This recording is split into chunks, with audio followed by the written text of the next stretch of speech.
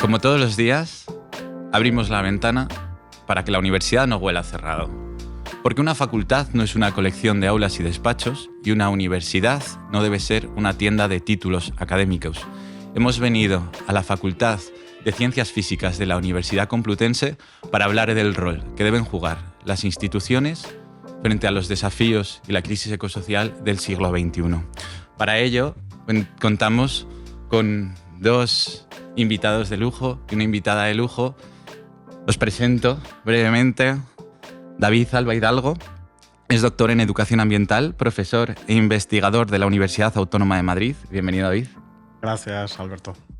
Rafaela Lenoir Improta, doctora en Psicología Socioambiental por la Universidad de Barcelona y coordinadora de Ciencia Abierta en la Universidad Autónoma de Madrid también. Y por último, contamos con Víctor Alonso Rocafort, es doctor en Ciencias Políticas y vicedecano de Asuntos Económicos, Innovación Social y Sostenibilidad de la Facultad de Ciencias Políticas y Sociología de la Universidad Complutense de Madrid y también miembro investigador principal del observatorio. Bienvenido, Víctor.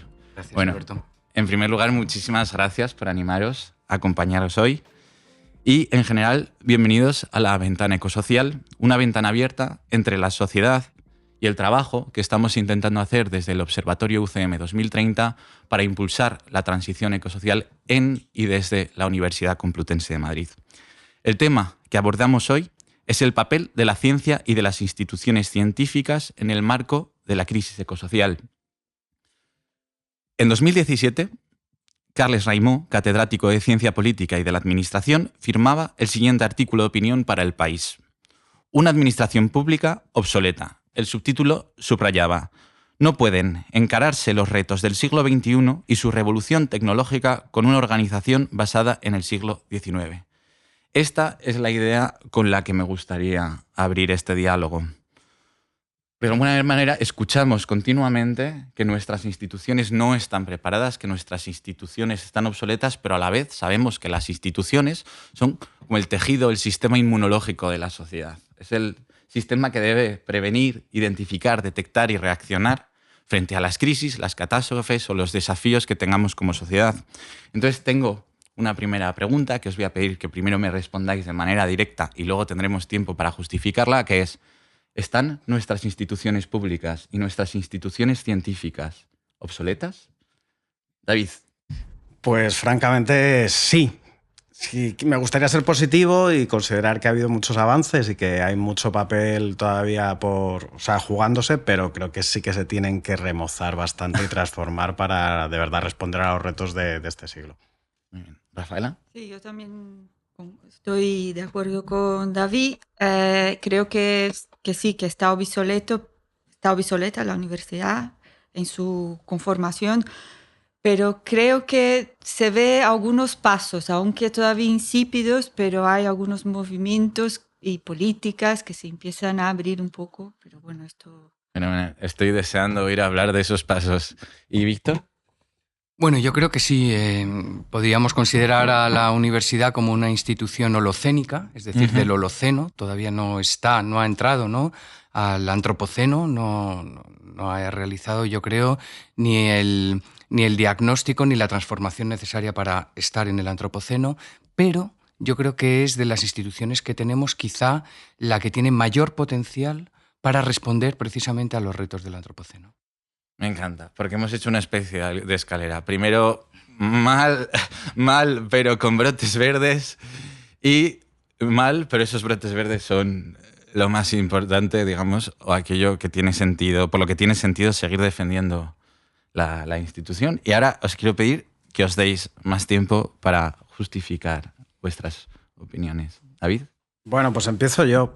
A ver, son instituciones muy antiguas, como sabéis, atesoran siglos, ¿no?, de existencia, y es verdad que la permeabilidad con la sociedad, pues a pesar de que son personas las que constituyen la universidad, pues es como bastante cerrada, ¿no? Siempre resistente a los cambios, con una deriva, yo creo que interna, que además ha agudizado en los últimos años, de absoluta competitividad y casi individualismo en las carreras del profesorado.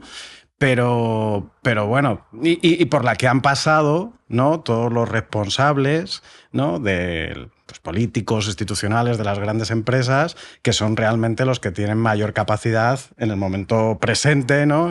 Con la urgencia que necesitamos de cambiar esa dinámica hacia la insostenibilidad, ¿no? Entonces, efectivamente, tenemos que hacer reflexión. No estamos cumpliendo, no se están resolviendo problemas y seguimos educando, investigando con las mismas formas y con los mismos resultados que nos han llevado a esos problemas de insostenibilidad, ¿no? Y más cuando en la universidad nos tenemos que preocupar principalmente, desde el punto de vista, yo hablo ahora como docente, ¿no? De no, como nos decía el desarrollo sostenible, dejar un mundo para que las generaciones futuras puedan satisfacer sus necesidades, sino de las generaciones futuras, ¿no? Que estamos educando y que no repitan esos errores y que nos han llevado hasta aquí. Es cierto que eso, ¿no? Que la competitividad, pues un poco el individualismo, que se ha trasladado también con la organización de los títulos, como muy presionados, dejan poco margen al contacto con la realidad, ¿no?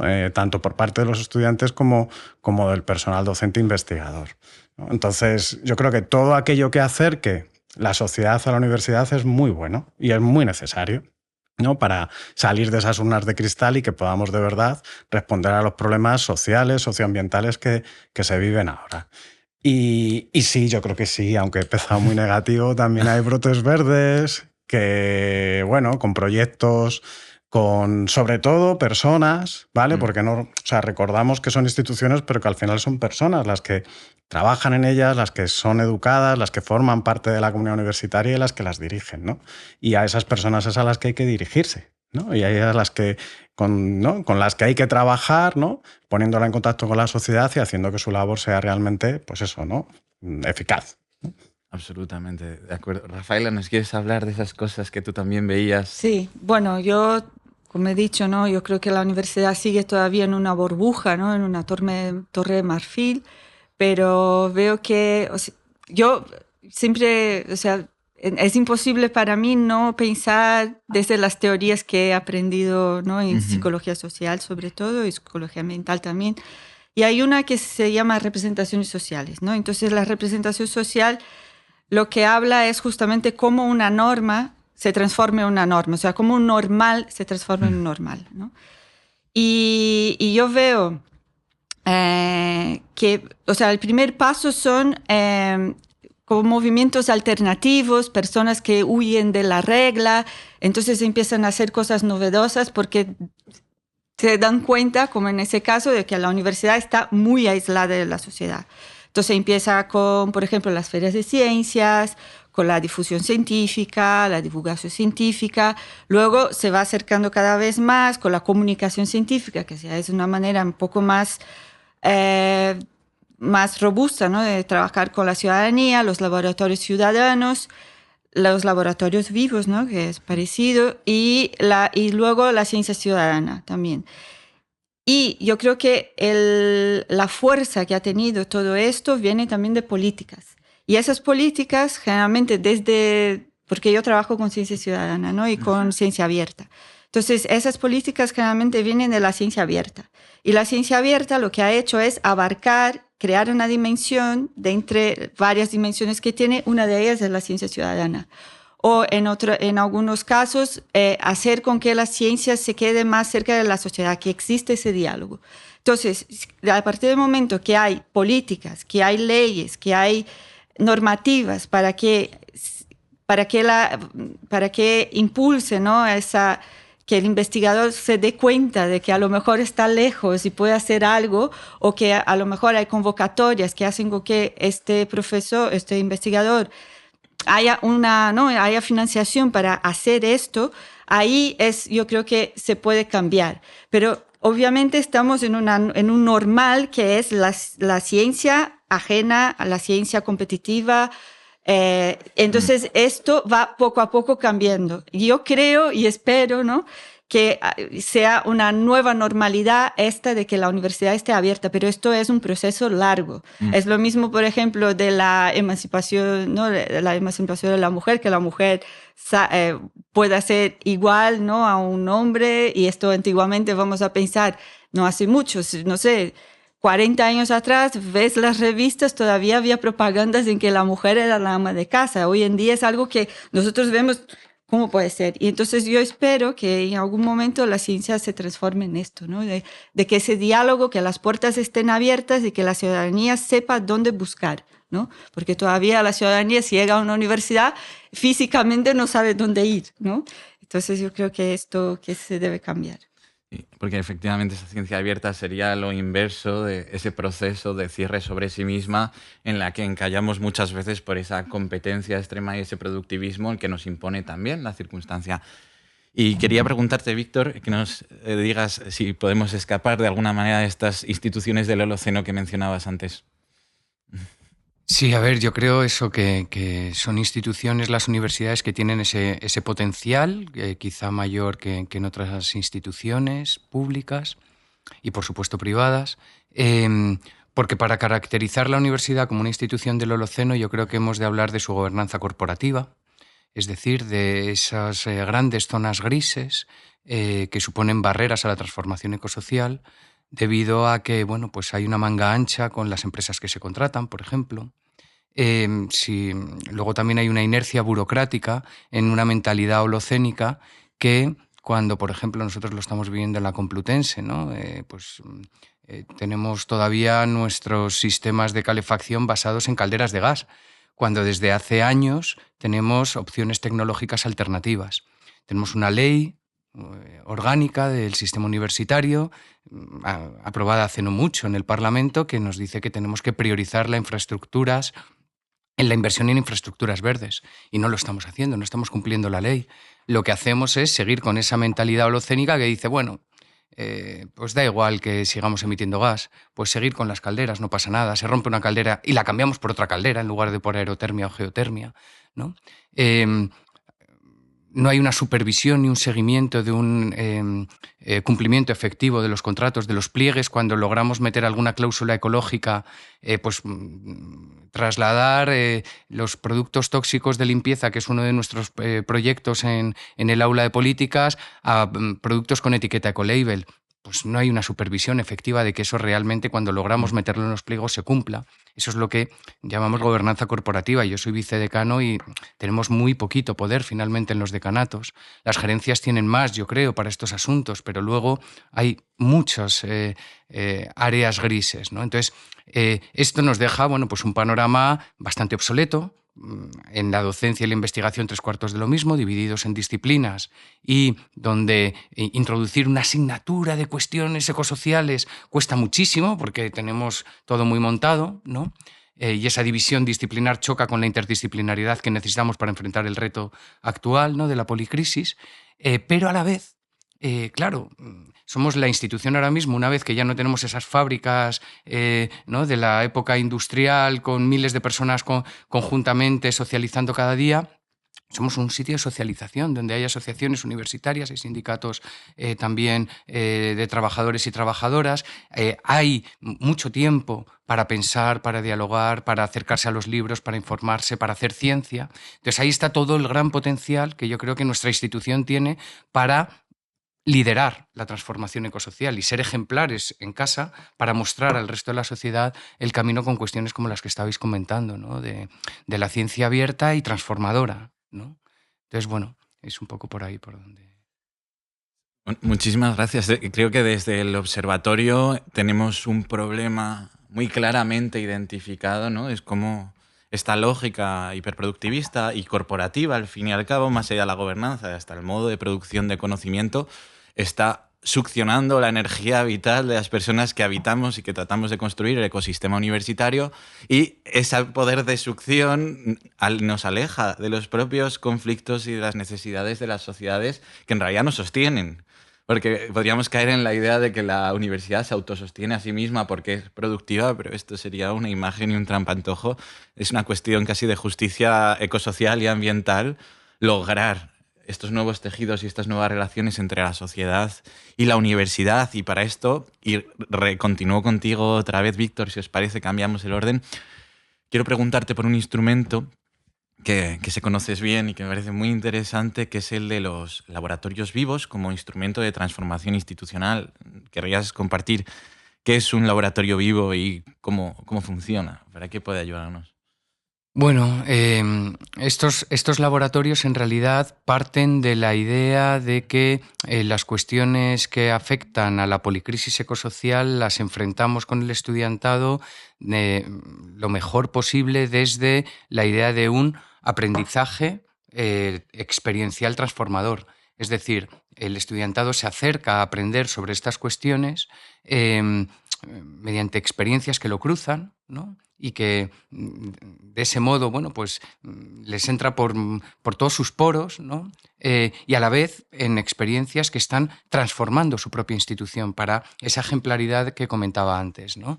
Nosotros hemos tratado de llevar a cabo esto, ¿no?, en un aula de innovación social y sostenibilidad en la Facultad de Ciencias Políticas y Sociología, incorporando estudiantado en prácticas cada cuatrimestre en este aula, llevando a cabo distintos proyectos. Entonces, este proyecto que os comentaba antes sobre los productos tóxicos de limpieza y su sustitución por la etiqueta Ecolabel parten de ahí. Tenemos otro proyecto sobre las calderas. Hay proyectos contra los plásticos para tratar de sacar los plásticos, incorporar cada vez más, bueno, pues las fuentes de agua potable, el uso de botellas reutilizables. Tenemos, bueno, también proyectos donde se introduce la música para incorporar, bueno, pues unos vínculos más estrechos en la comunidad, de manera que eso nos permita, pues, afrontar, pues, si queremos acabar con las calderas, ¿no?, que cada año pues están emitiendo en la Complutense unas 12.000, 14.000 toneladas de CO2 equivalente. Una auténtica locura, ¿no?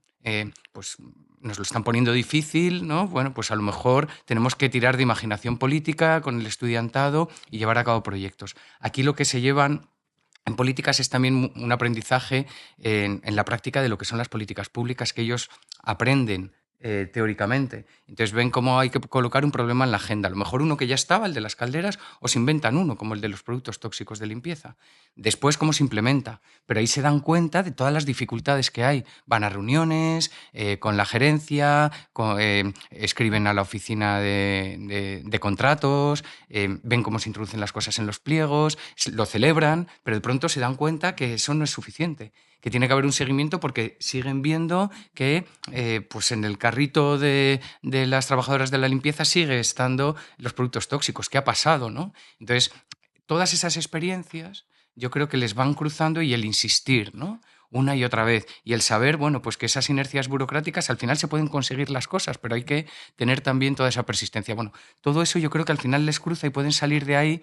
Pues además tenemos seminarios teóricos y demás, es decir, todo lo conceptual y teórico lo aterrizan en un trabajo aterrizado, ¿no? Y van viendo, bueno, pues la necesidad de transformación. Entonces yo creo que es un muy buen instrumento, pero claro, hay que seguir afinándolo. Tenemos, bueno, pues también nuestras dificultades, ¿no?, año a año, la renovación del propio estudiantado que viene, el mantenimiento de los proyectos, el encontrarte continuamente con un muro en la pared de no hay dinero para ponerte una nueva cubierta que aislante con blanco que nos rebaje la temperatura, o despavimentar medio parking, que es lo que queremos hacer, para renaturalizar así con un suelo permeable lo que es el campus, que lo tenemos, bueno, fatal en este sentido. Bueno, todas estas cuestiones, esa pared, ¿no?, también es algo, bueno, que tenemos que seguir aprendiendo a cómo sortearla, ¿no?, sin venirnos abajo. Fenomenal, sin venirnos abajo. Me gusta eso que hagan las raíces. Nosotros, pues hemos hablado de Laboratorios Vivos, que es un órgano de transformación interna muy importante para las instituciones públicas, pero tenemos que pensar también órganos externos, mecanismos, instrumentos de transformación externa, y para eso, Rafaela, te quiero preguntar sobre un órgano de transformación externa, un mecanismo, un instrumento en el que sé que eres especialista, que es la ciencia ciudadana. Quiero pedirte que nos expliques al observatorio de alguna manera qué es la ciencia ciudadana bien entendida y cuál es su potencial. La ciencia ciudadana es un concepto bastante nuevo, con lo cual también todavía es difícil encontrar un buen concepto de ello, pero es algo muy sencillo, pero que a la vez es muy complejo de poner en práctica. Que sería la ciencia ciudadana sería la co-construcción del hacer científico con la sociedad. O sea, esto es lo básico. ¿no? Entonces sería, o sea, buscando un concepto, podríamos decir que es aquel modelo en que la sociedad, representada por distintos actores normalmente ajenos al proceso de desarrollo científico, se convierte en plano de igualdad entre sí en actores de la misma, ¿no? Teniendo como en cuenta que el investigador también es parte de la sociedad, no es alguien ajeno a ella. Entonces implica la participación activa y no pasiva de la ciudadanía, ¿no? De distintos actores y en especial la ciudadanía en el desarrollo integral de un modelo de investigación. El tema es que podemos decir que hoy en día vemos muchas investigaciones que se dicen ser ciencia ciudadana, pero cuando vamos a observar en detalle, pues vemos que la participación de la ciudadanía muchas veces es apenas en la toma de datos, o te das una app, explicas cómo funciona y el ciudadano lo recoge los datos, entregas y entonces el investigador hace todo lo demás. A lo sumo, después les hace una reunión y explica los datos, lo que han conseguido con ellos, ¿no? A partir de esos datos recogidos. Pero esto no es ciencia ciudadana. Si partimos de ese concepto de que es una co-construcción lineal, activa, de una comunicación activa con la ciudadanía, pues esto no es ciencia ciudadana. Después hay un segundo paso que vemos que se da, que hay algunas investigaciones en ciencia ciudadana que se observa, es cuando el ciudadano participa de la toma de datos y también del proceso de interpretación de estos resultados. Con lo cual está bien, o sea, es algo que es un paso a más, ¿no? En hacer ciencia, muchas veces también no solo en la toma de datos, pero ayudan también a construir esa herramienta para recoger los datos. Entonces hay una participación un poco más grande.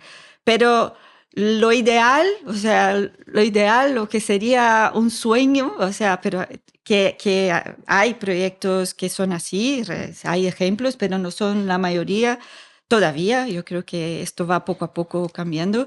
Es que la ciudadanía esté en todo el proceso de investigación, o sea, desde el momento de pensar en la pregunta de investigación, de crear la metodología, cómo recoger esos datos, qué recoger, después en el análisis de los datos, en la escritura de los resultados, ¿no? Y también incluso si la ciudadanía quiere, pues escribir un artículo junto con los científicos, ¿no? O sea, es esa participación totalmente activa. Entonces, esto sería la ciencia ciudadana ideal, ¿no? Aunque yo creo que va cambiando, o sea, los científicos se van dando cuenta y también hay algunos proyectos de ciencia ciudadana que vienen desde la ciudadanía. Claro. Y observamos, por ejemplo, yo coordino un proyecto que es europeo que se llama Sciences y nosotros financiamos proyectos de ciencia ciudadana, ¿no? Para que se cree una red europea de ciencia ciudadana.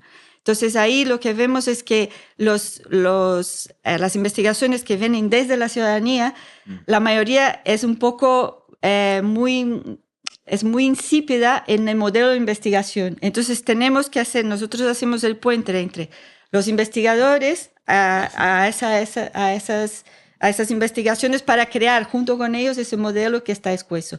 Y el otro lado también hay investigaciones que vienen desde la ciencia y se observa, o sea, desde la universidad, y se observa que la participación es muy escuesa de la ciudadanía. Entonces, trabajo es todo un proceso. Y un ejemplo maravilloso reciente ha sido la termometrada ciudadana, ¿no? De cientos de personas a tomar la temperatura. Fue hace poco, en septiembre, si no me equivoco, este mismo septiembre, para ir identificando desde distintos puntos del territorio del Estado español los aumentos de la temperatura. Es un bonito ejemplo, ¿no? Sí. Desde cuando tomen y también después participen de lo demás, Eso ¿no? Es, vale, siempre nos quedamos con esta precaución, que no se nos olvide, que la ciudadanía es un agente científico y no una mina de datos. Esto es. Fenomenal. Pues que no se nos olvide a nadie esto, de la universidad. Y David, Sé que tú has participado muy activamente en una experiencia, que es la de la construcción del ecocampus de la Universidad Autónoma de Madrid. ¿Querías compartir con Sí, bueno, los autorios? en la Autónoma se llama Ecocampus, luego Oficina de Sostenibilidad, pero ya prácticamente todas las universidades públicas, sobre todo, pues cuentan con servicios de fomento de prácticas sostenibles en el propio campus, precisamente en esa idea que hacía referencia a Víctor de servir como modelos, ¿no? De ser prescriptores para los que se tiran 5 o 6 años, ¿no? Viviendo en un entorno sostenible, en relación con lo insostenible que ya es toda la sociedad y por lo tanto haciéndolo lo más fácil posible a lo que viven en su día a día, que no se conviertan, ¿no?, en diferentes personas cuando estén en la universidad que fuera, pues promover comportamientos ambientales, ¿no? Se ha basado mucho en cuestiones más técnicas, prácticamente resolver problemas, ¿vale? Empezando con los residuos, las aguas residuales, luego ya se fue yendo hacia temas más relacionados pues, con la promoción de la biodiversidad o la lucha por el cambio climático, y con una vocación sobre todo muy educativa, ¿vale? No tanto de servicio de gestión, que ahí evidentemente hay muchas barreras que encontrar, por supuesto económicas, pero también, ¿no?, como decía Víctor, de gobernanza, somos un poco los pepitos grillos, ¿no? Lo que hacemos reflexionar no solo en la solución más barata, sino en la que sea más beneficiosa y sobre todo a largo plazo, que yo creo que el problema de las universidades es que, sobre todo con la angustia económica que se viven, es que es casi al día a día, ¿no? Y no se pueden planificar actuaciones más a largo plazo que pudieran tener más sentido, ¿no? Entonces, esa parte un poco de gestión a golpe de crisis económica se iba fomentando y ahí surgieron pues, muchas medidas por ejemplo, de promoción de la autonomía energética con energías renovables, pero que no es suficiente, ¿no? Porque, o sea, como universidades tenemos que ser capaces de cambiar lo social, ¿no?, que es donde están las raíces de los problemas, ¿no? Entonces hay esas medidas educativas de fomento de la participación en muchos niveles, desde la toma de decisiones, incorporándolos a las comisiones o a los órganos colegiados, ¿no?, a la propia acción en el propio campus, que se olvida, ¿no?, que es una actividad, como cualquier actividad humana que tiene sus propios impactos y que se puede reducir directamente, ¿no? Y sobre todo que se puede utilizar como laboratorio, ¿no?, y como aula, ¿no?, que estamos muy enclaustrados, ¿no?, en un contexto, pues eso, muy formal de la universidad, ¿no?, del profesor da la clase, ¿no?, pues también se puede salir al patio, se puede salir al huerto, ¿no?, creando espacios pues, en los que la participación incluso surge de otra forma, ¿no?, abriendo esos espacios de socialización que cada vez son pues, más difíciles, como decía, en un contexto muy individual y muy sobrecargado del estudiantado, ¿no?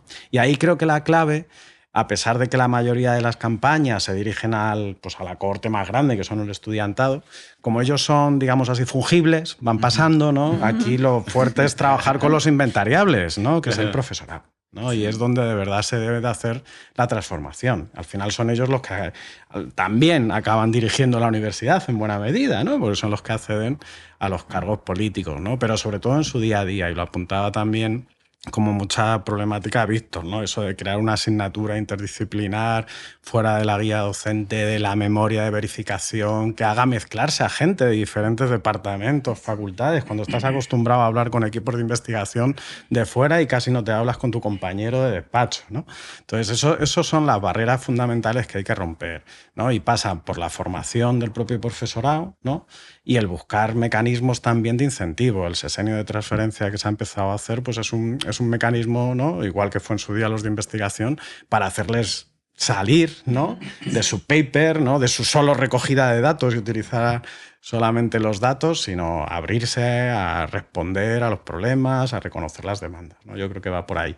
Y son los esfuerzos que se están haciendo, como digo, en muchas universidades. En la Autónoma, pues bueno, en el último tiempo de la Oficina de Sostenibilidad se promovió pues ese trabajo con el profesorado por medio de un proyecto de innovación docente que juntó a más de 50 profesores con ese enfoque de utilizar el campus como laboratorio docente y de investigación, centrado en un espacio que creamos, el espacio agroecológico, donde se instaló las compostadoras que hacen su parte de gestión, ¿vale?, y recogen y ahorran incluso al ayuntamiento parte de la gestión de residuos orgánicos que generamos en nuestra propia universidad y hacemos nuestro propio abono para nuestro propio jardín, ¿no? pero también con espacios reservados para la promoción de la biodiversidad, con recinto para recibir los rebaños que nos recuerdan, ¿no?, que la transhumancia tiene muchos efectos ecológicos positivos, ¿no? Y bueno, y eso, y movilizar el contacto entre el profesorado, que además de una forma conjunta se superen más fácilmente las barreras, que siempre individual pues es más difícil, ¿no? Y no se puede. Pues qué importante es que tengamos estrategias de transformación interna, como los laboratorios vivos, estrategias de transformación y de conexión externa, para que no solamente para conectar con la ciudadanía, sino que la ciudadanía atraviese la praxis científica universitaria. Y también, David, te agradezco mucho lo que nos has contado, qué importante es la memoria, qué importante es que abordemos los retos y los desafíos recordando que otras personas ya han pasado por ahí, para no caer en este adanismo constante de que por no hablar, por no escuchar y por no preguntar, estamos todos los años inventando muchas veces la pólvora, ¿no? Y bueno, vamos... Sí. Una cosita, ¿no? Teniendo aquí además compañeros y compañera, ¿no? Compañero y compañera de la Autónoma de Madrid, tenemos un proyecto que yo creo que eso también es muy interesante, ¿no? Interuniversitario, cómo podemos ser colaboradores, cómplices, ¿no?, en esta transformación, por ejemplo, respecto a los menús ecológicos, porque la Autónoma es pionera en Madrid en este campo. Enseguida, desde la Facultad de Políticas lo vimos, trajimos buena parte de vuestra experiencia para tratar de incorporarla. Nos duró un curso que fue lo que duró la subvención, pero ahora hemos solicitado otra ya, bueno, pues también con el País Vasco, con la Autónoma y la propia Complutense y con más facultades, para instaurar estos menús ecológicos poco a poco, ¿no? Entonces yo creo que también este tipo de colaboraciones, no me resistía, escuchando a David todos esos proyectos que conozco, ¿no?, sobre la transhumancia y demás, me he acordado de este que tenemos ahora mismo en espera, a ver si sale. Sí, porque también la comunidad universitaria también come en la ciudad universitaria, ¿no? Entonces esos espacios además que son no estrictamente educativos, pero que son socializadores y muy, muy importantes, ¿no? Entonces, buscando esos resquicios de espacios diferentes, ¿no?, yo creo que se consiguen, ¿no?, más allá de lo que se pueda transmitir en el aula, ¿no?, otras experiencias, claro. Pues seguiremos buscando resquicios, seguiremos buscando estrategias de transformación externa, internas, transversales y de todos los tipos. Nos despedimos con una frase de la física y química polaca, Marie Sklodowska-Curie, más conocida como Marie Curie, quien dijo algo que bien podría ser un lema de todas las universidades públicas, ¿no? De nada en la vida debe ser temido, solo entendido. Ahora es el momento de entender más para que podamos temer menos. Cerramos la ventana por hoy. Muchísimas gracias y hasta la próxima. Gracias. Este podcast forma parte del proyecto Observatorio Universitario de los Retos de los Objetivos de Desarrollo Sostenible y Agenda 2030 para la Universidad Complutense de Madrid, financiado por el Ministerio de Derechos Sociales, Consumo y Agenda 2030. Las opiniones aquí vertidas no representan las líneas de pensamiento y acción del Ministerio.